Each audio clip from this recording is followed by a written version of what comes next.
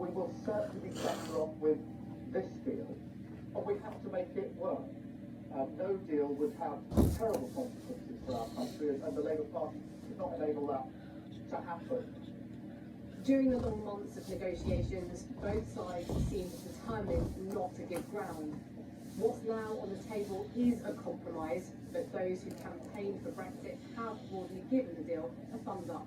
If the concepts are as described by the Prime Minister, then I think it is a very satisfactory outcome, and actually an extraordinarily good one, given the rather bum hand he was being dealt when he took over from Theresa May. Britain's new relationship with Brussels is now more defined. EU ambassadors are weighing up how the future looks with the UK on the outside. The deal will need time to play out in practice, but both sides will be relieved it was, against the odds, done. Lane Matthews, BBC News.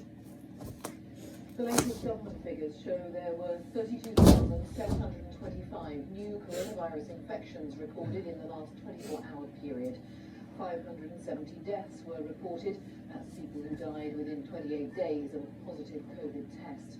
It takes the total number of deaths with coronavirus across the UK to 70,195. At midnight, tougher coronavirus restrictions come into force in many parts of the UK. A further 6 million people in the east and southeast of England will move into Tier 4, the highest in England. Northern Ireland and mainland Scotland enter new lockdowns. And in Wales, lockdown restrictions which have been eased for Christmas Day will be reimposed. 1,300 people have been told to leave their homes in Bedfordshire because of a risk of serious flooding. Police issued the warning as the River Great Ouse at Bromham near Bedford was recorded at its highest ever level.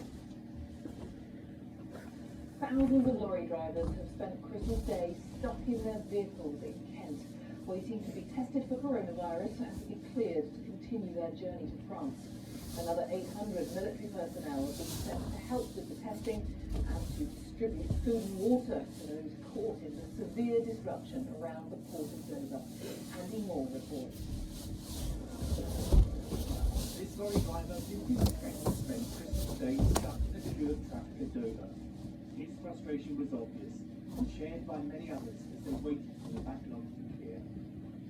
Some drivers have been stuck for days after France closed the border on Sunday to stop the spread of a new strain of coronavirus.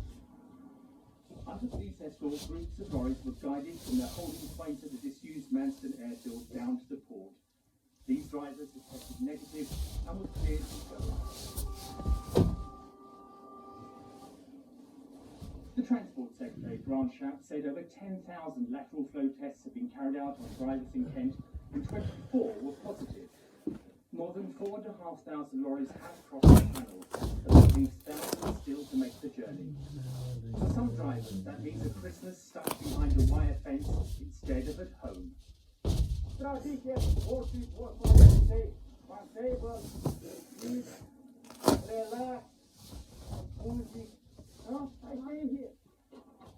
people are helping out with hot food and sympathy.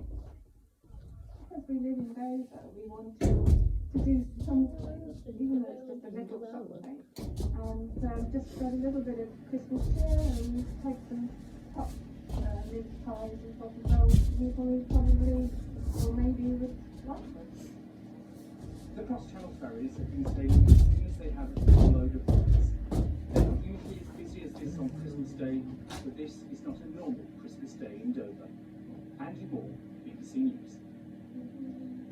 Well, finally, it has officially been a white Christmas, says the Met Office, after snow fell in some parts of the UK overnight. There were spectacular scenes across high ground early this morning, and many people woke up to a frost covering their cars, streets and gardens. Snowfall was spotted from Suffolk and Cambridgeshire to East Yorkshire and Northumberland. The last official white Christmas was in 2017. That is it from the BBC One for this Christmas Day. I hope you have a peaceful night. Good night.